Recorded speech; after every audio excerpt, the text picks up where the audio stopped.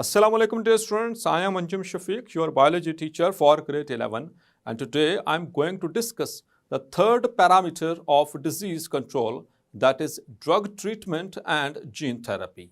So let's move to the classboard. So dear students, disease control, and we have discussed up till now, number one, the preventive measures.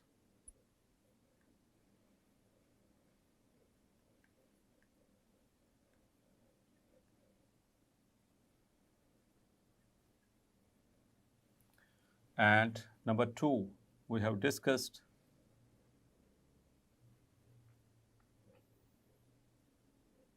vaccination,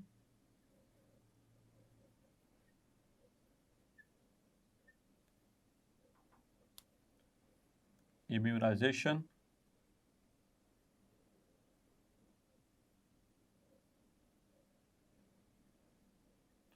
and now the third and the last method by which a disease can be controlled is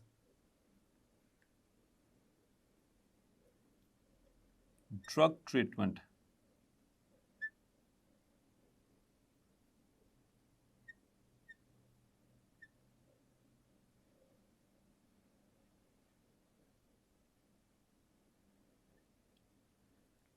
Drug treatment and gene therapy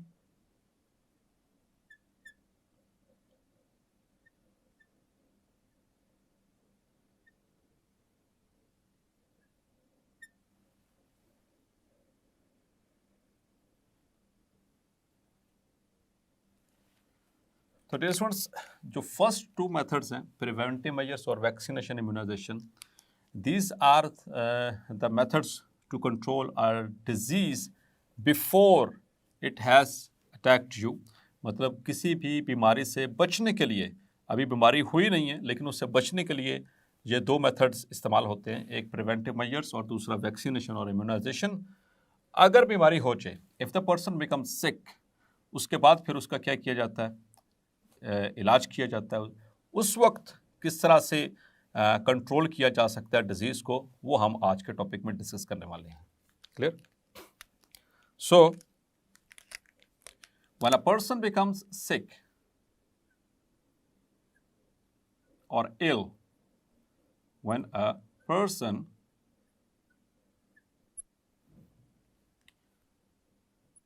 becomes ill or sick,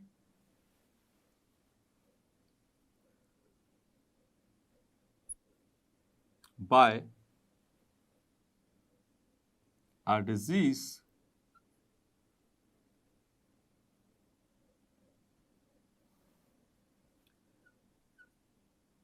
then we move to treat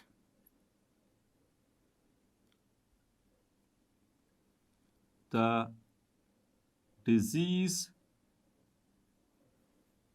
causing agent or factors. तो अब बीमारी हो गई, when the person has become ill or sick, लेकिन किससे? Disease से. then we move to treat the disease causing agent or the factors by which the disease has been caused. अब इसमें दो तरह की बीमारियां होती हैं स्टूडेंट्स, और बल्कि हम उसको अगर ब्रॉड वे में कैटेगराइज करें तो तीन तरह की बीमारियां हैं जो कि हमारे पास प्रिवेल करती हैं. एक ऐसी बीमारियां जो जिनको हम कहते हैं इन्फेक्शियस डिजीज़, जो किसी माइक्रो ऑर्गेनिज्म की वजह से होती हैं. कुछ ऐसी बीमारियां जो कि हमारी बॉडी के जो डीएनए है उसके अंदर चेंजेस आने की वजह से हो जाती हैं, जिनको हम which we call as cancers, जिनको हम कैंसर्स भी बोलते हैं या फिर उनको जेनेटिक डिजीज़ भी बोलते हैं. तो इन तीनों तरीकों में हम देखते हैं कि किस तरह से हम इसका ट्रीटमेंट कर सकते हैं. So we have a broad classification over here.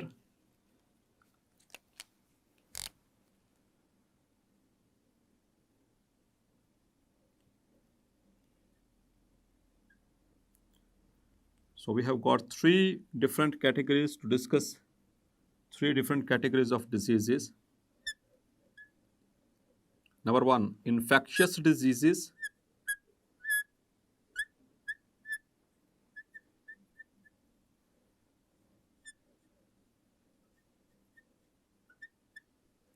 Number two, we will discuss about the treatment of cancer. Clear? And number three, the genetic disorders और जेनेटिक डिजीजेस, मारूसी बीमारियां जिनको हम कहते हैं। क्लियर? तो ये तीनों के हवाले से डिस्कशन करेंगे। So what is infectious disease, तो इसका पहले मतलब समझ लेते हैं, फिर उसके बाद इसका ट्रीटमेंट की तरफ चलते हैं। Infectious disease a disease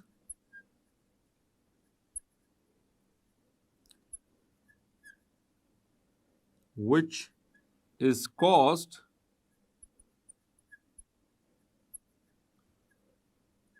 by a microorganism,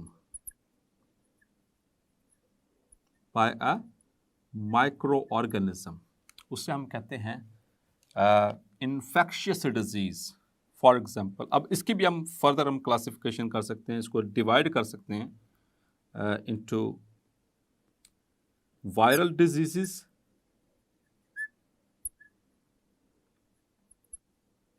ऐसी बीमारियां जो वायरसेस से होती हैं, जैसे हेपेटाइटिस, जैसे कोविड। क्लियर? और दूसरी bacterial diseases,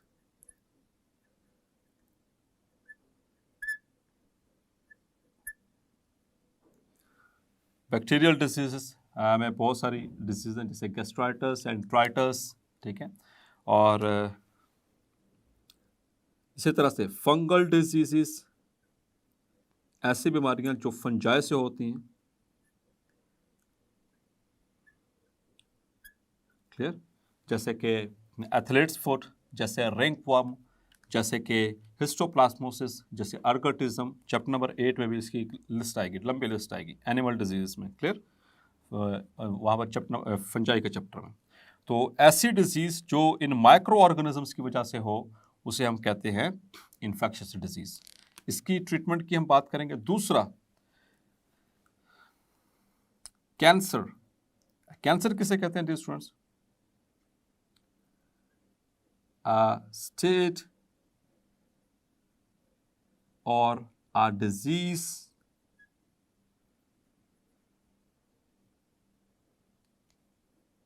caused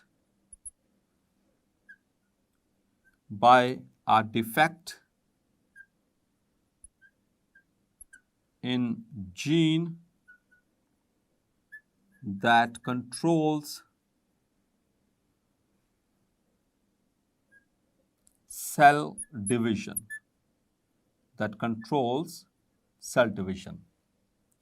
leading to uncontrolled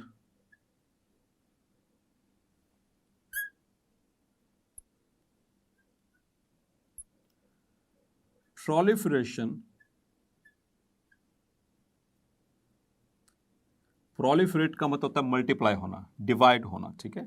तो बायोलॉजी वाहिद ऐसा सब्जेक्ट है जिसमें मल्टीप्लिकेशन और डिवीजन का एक ही मतलब होता है, that is increase. Clear? So uncontrolled proliferation of abnormal cells. Clear? So that is called as cancer.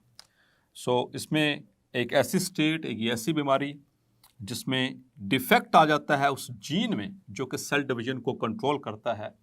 हमारे सेल्स के अंदर ऐसे जीन्स होते हैं जो सेल डिवीजन को कंट्रोल करते हैं।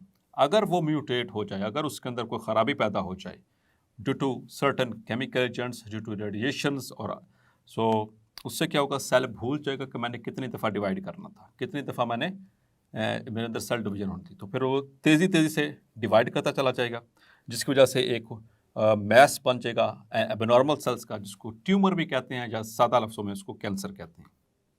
और तीसरी कैटेगरी जहाँ पर अच्छा, कैंसर में एक लंबी लिस्ट, ठीक है, आप पढ़ चुके हैं, breast cancer, cervical cancer, lung cancer and pancreatic cancer and brain cancer etcetera etcetera. Genetic diseases. The disease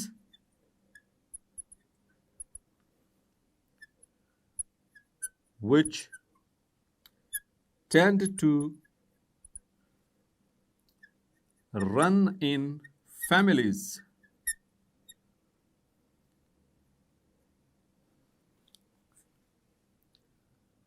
due to mutation in the gamete cells.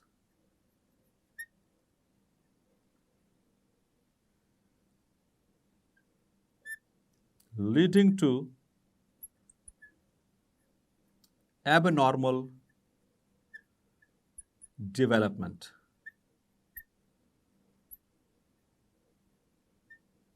तो ऐसी डिजीज को कहते हैं जेनेटिक डिजीजेस, जेनेटिक डिसऑर्डर्स. मारूसी बीमारियां अगर बाप को है तो उससे उसकी औलाद को ट्रांसफ़र हो जाएगी, उसकी औलाद से फिर उससे उनकी औलाद को आगे मुंतकिल होती है, और जब तक इसका इलाज नहीं होता तब तक ये फैमिलीज़ में रन करती है. सो ऐसी बीमारियों को कहते हैं जेनेटिक डिसऑर्डर्स. तो ये 3 कैटेगरीज हैं हमारे पास फ़िलहाल डिजीज़ की, जिसके ट्रीटमेंट के हवाले से हमने बात करनी है. इसलिए आपकी बेस जो रिवाइज करवाई कि किस तरह से हमने इनको डील करना है, कौन कौन से डिजीज़ को इस ड्रग ट्रीटमेंट वाले टॉपिक में डील करना है. तो आइए पहले बात करते हैं infectious disease. First of all, the treatment of infectious diseases. तो इन्फेक्शियस डिजीजेस कौन से होते हैं डियर स्टूडेंट्स?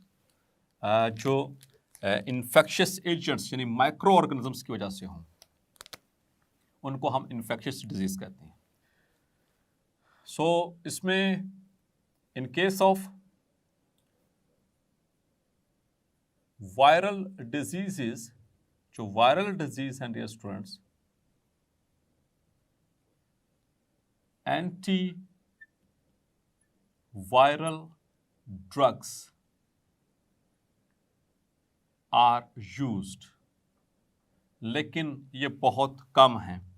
ऐसी अद्वियात, ऐसी मेडिसिन्स बहुत कम है जो वायरस के खिलाफ काम करती हैं, लेकिन बहुत कम है. इसलिए वायरस से बचने का सबसे बेस्ट हाल जो है प्रिवेंशन है, यानी कि वैक्सीनेशन के जरिए या फिर दूसरे प्रिवेंटिव मेजर्स के जरिए. दूसरा, फंगल डिजीज.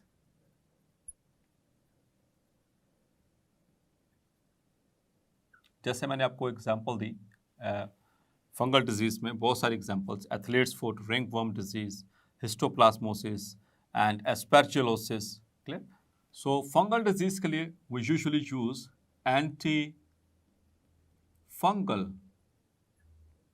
ड्रग्स, और ये यूजुअली अवेलेबल है. क्लियर? लेकिन ये सबसे कम इस्तेमाल होने वाली, उससे कुछ बेहतर इस्तेमाल होती हैं, यानी कि क्वांटिटी की बात करें तो ज़्यादा इस्तेमाल इन दोनों में फंगल डिजीज़ के खिलाफ यानी एंटी फंगल ड्रग्स इस्तेमाल होती हैं. और फाइनली द बैक्टीरियल डिजीज़, ये दुनिया में ज़्यादा मौजूद हैं.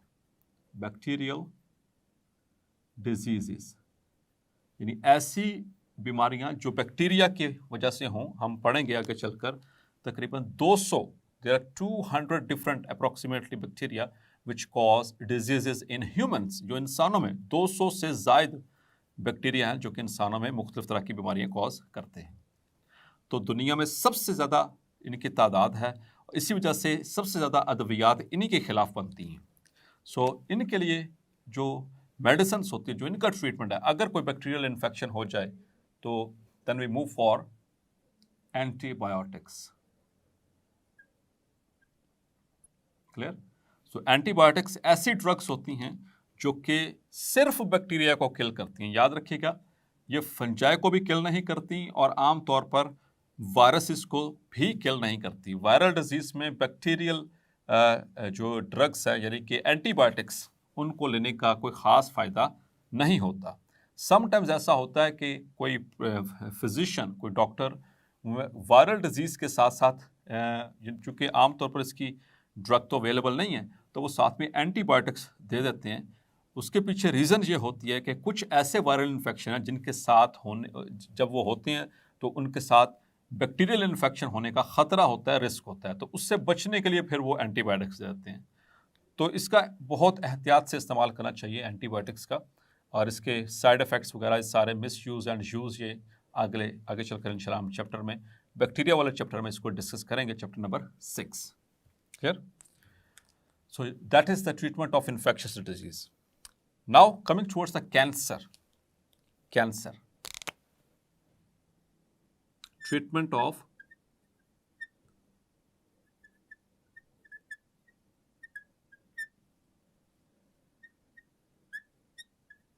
कैंसर। तो कैंसर के वाले से हमने इंट्रोडक्शन तो पढ़ लिया, कैंसर क्या चीज़ है। अब इसका ट्रीटमेंट किस तरह से करेंगे वो भी 3 तरीके से किया जा सकता है। 3 डिफरेंट स्टेजेस में मुख्तलिफ वक्त के अंदर मुख्तलिफ तरीके से इसको अटेम्प्ट किया जाता है। सो एक तो इसमें है कीमोथेरेपी।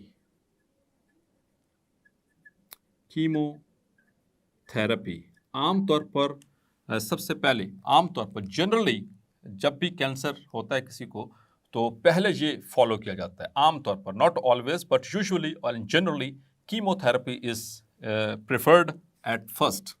और कीमोथेरेपी क्या है? It is the introduction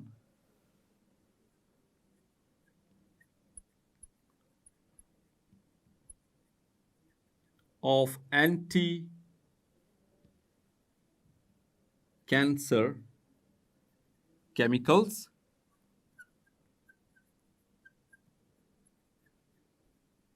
into the body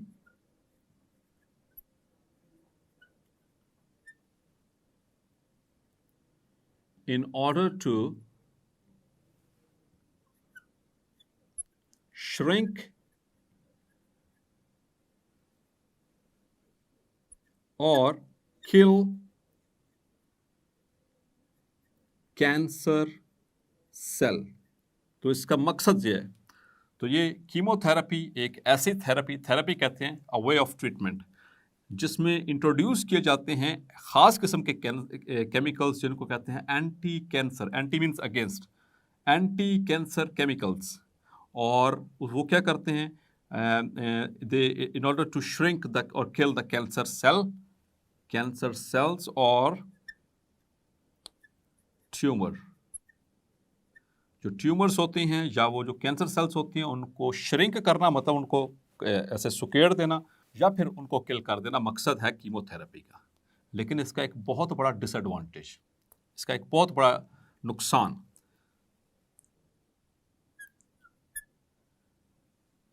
the anti cancer chemicals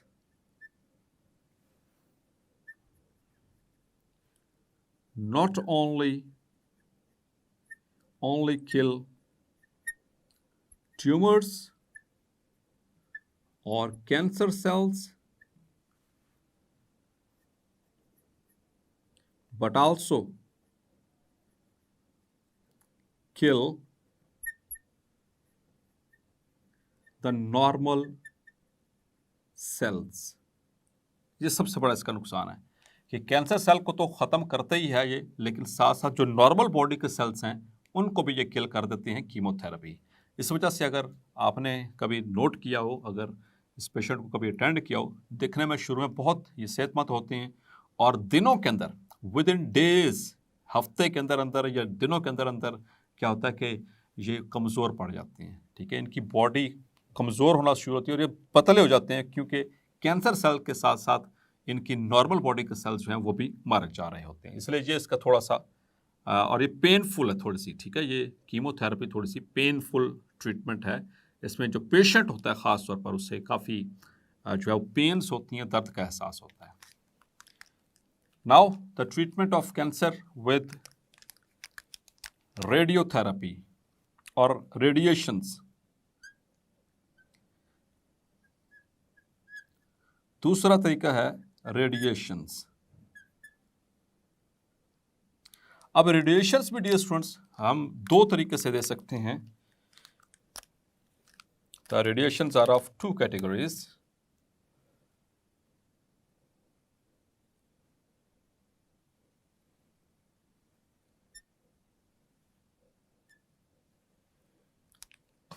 एक होती है इंटरनल बीम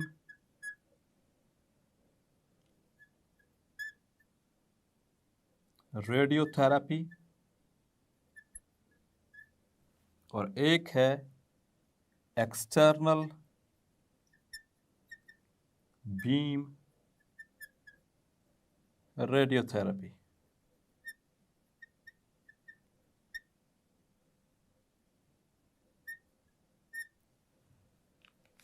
अब इन दोनों में फर्क है। आमतौर पर जिसे हम कहते हैं ना शुआओं के जरिए, वो शुआएं बेसिकली रेडिएशंस होती हैं, इसे रेडियोथेरेपी कहती हैं एक्चुअली, ठीक है। रेडिएशंस के जरिए किल करना, that is called as radiotherapy.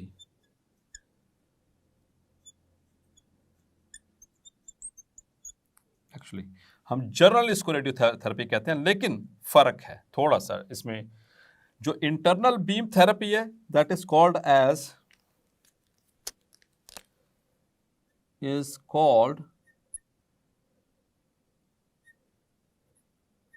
Brachytherapy.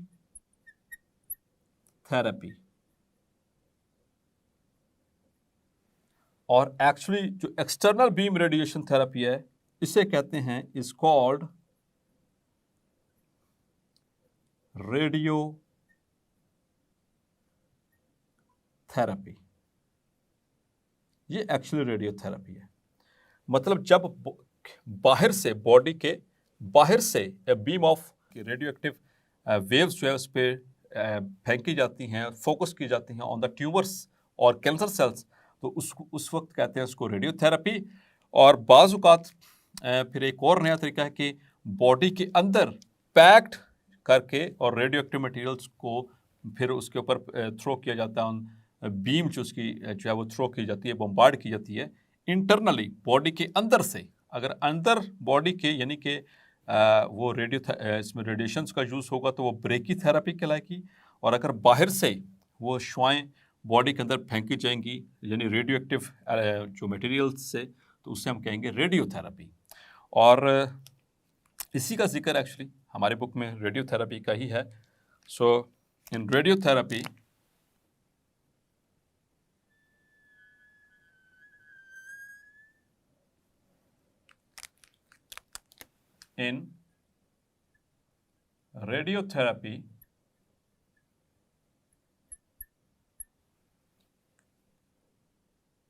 short wavelength radiations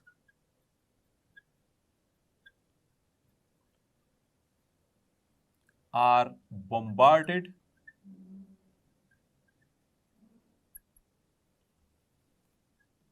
to the tumors or cancer cells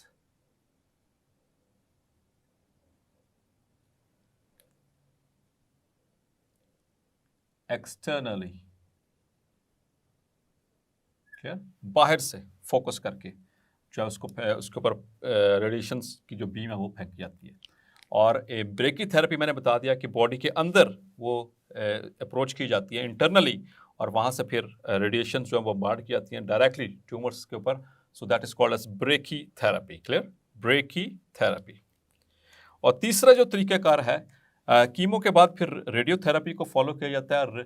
अगर फिर भी इन दोनों स्टेजेस से अफाका ना हो, ठीक है, इन दोनों स्टेजेस से अफाका ना हो रहा हो और कैंसर जो है वो मज़ीद सिचुएशन वर्स हो रही हो, तो समटाइम्स, नॉट ऑलवेज, हर दफ़ा नहीं और हर केस में नहीं, but sometimes it is followed by surgical और surgery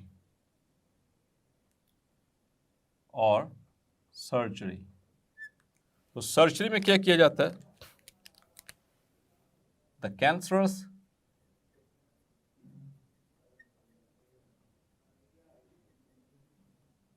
part is removed by excising the tumors or cancers or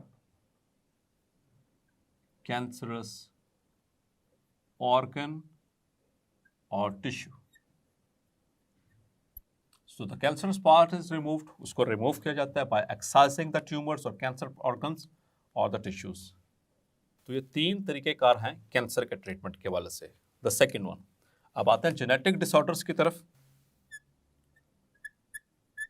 treatment of genetic disorders और जेनेटिक डिजीजेस. अच्छा डियर स्टूडेंट्स, एक और चीज़ याद रखें, इंफॉर्मेशन के लिए बताता चलूँ. कीमोथेरेपी और रेडिएशन थेरेपी यानी कि जो कैंसर का ट्रीटमेंट है पाकिस्तान के अंदर मुख्तलिफ हॉस्पिटल्स में हो रहा है. जैसे कि शौकत खाना मेमोरियल हॉस्पिटल एक नंबर 1 पे, नंबर 2 आगा खान यूनिवर्सिटी हॉस्पिटल नंबर 2, और तीसरा इनमोल इंस्टीट्यूट ऑफ न्यूक्लियर मेडिसिन जो है यहाँ पर भी जो है कैंसर का इलाज किया जाता है. ये 3 बहुत फेमस हॉस्पिटल्स हैं पाकिस्तान के. सो शौकत खाना मेमोरियल हॉस्पिटल, ठीक है, जिसकी ब्रांचेस लाहौर और कराची इस तरह से अवेलेबल हैं. इसी तरह से आगा खान यूनिवर्सिटी हॉस्पिटल, ठीक है, कराची, और तीसरा इनमोल ये लाहौर के अंदर मौजूद है. ये यहाँ पर इनका इलाज किया जाता है कैंसर के पेशेंट्स का, जो कि मुख्तलिफ स्टेजेस में होते हैं, मुख्तलिफ प्रोसेस के जरिए. यही 3 जो प्रोसेस आपको बताए. अब बात करते हैं जेनेटिक डिजीज़ की, ट्रीटमेंट ऑफ जेनेटिक. तो जेनेटिक डिजीज़ एक जीन ही ख़राब हो गया है, बॉडी का जीन ख़राब हो गया है. लेकिन जहाँ पर जेनेटिक डिसऑर्डर डियर स्टूडेंट्स कहाँ पर ख़राब होगा? In the gamete cells. जब गैमीट सेल्स यानी एग सेल और स्पर्म सेल जिससे जाइगोट बनता है और जाइगोट से एम्ब्रियो और एम्ब्रियो से बच्चा बनता है, इन सेल्स के अंदर, गैमीट सेल्स के अंदर अगर म्यूटेशन हो जाए तो फिर उससे जेनेटिक डिजीज़ बनती हैं, और वो ड्यूरिंग डेवलपमेंट वो अपने आप को जो एबनॉर्मल जीन है वो एक्सप्रेस करेगा, एबनॉर्मलिटी शो करेगा, एबनॉर्मल डेवलपमेंट होगी इस तरह से. तो जेनेटिक डिजीज़ का ट्रीटमेंट सिर्फ एक ही है dear students, that is gene therapy. That is gene therapy. The genetic disorders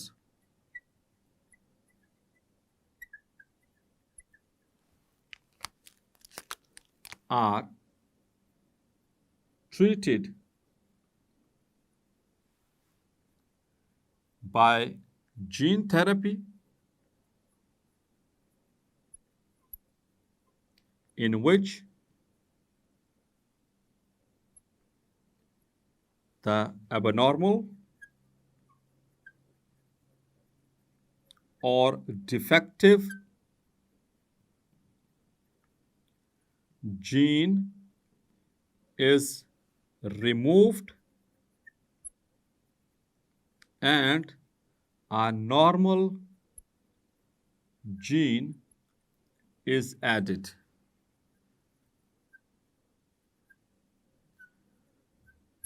To the person's DNA. To the person's DNA. So that is called as gene therapy. तो dear students, genetic disorders तो बहुत सारे, जैसे कि आपने sickle cell anaemia का नाम सुना, थैलेसीमिया का नाम सुना, ब्लड कैंसर, लुकीमिया, उसका भी आपने नाम सुना हुआ, ठीक है. इस तरह से अल्केप्टनजूरिया, इसी तरह से फिनाइलकेटोनजूरिया, इसी तरह से और बहुत सारे डिसऑर्डर्स हैं. तो इनका सिर्फ एक ही हल है, दैट इज़ जीन थेरेपी. इनका सिर्फ एक ही हल है, जीन थेरेपी. तो डियर स्टूडेंट, जेनेटिक डिसऑर्डर्स को हल करने के लिए आपको एक इंटरेस्टिंग बात और इन्फॉर्मेशन बल्कि देता चलूँ कि पाकिस्तान के अंदर भी, ये हमारे लिए एक एजाज़ की बात है, पाकिस्तान के अंदर भी जो है जीन थेरेपी स्टार्ट हो चुकी है. और the first ever hospital for gene therapy is Aga Khan university hospital, ठीक है. तो आगा खान जो यूनिवर्सिटी हॉस्पिटल है, वहाँ पर ये पहला पाकिस्तान का हॉस्पिटल है जहाँ पर जीन थेरेपी परफॉर्म की जा रही है. डिसऑर्डर है स्पाइनो मस्कुलर डिस्ट्रॉफी और एट्रॉफी। क्लियर? ये एक ऐसी डिजीज़, जेनेटिक डिजीज़ है जो कि मोटर न्यूरॉन्स को हमारे इफेक्ट करती है। मोटर न्यूरॉन्स जो ब्रेन से हमारे मसल्स तक मैसेज लेकर आते हैं, ये जेनेटिक डिसऑर्डर है। इसके और कई मतलब कि आगे सब क्लासिफिकेशंस हैं। तो ये वाली डिज़ीज़ है, ये वाहिद ऐसी डिज़ीज़ है जिसका ये इलाज कामयाबी के साथ जो है आगा खान यूनिवर्सिटी हॉस्पिटल में किया जा चुका है। क्लियर?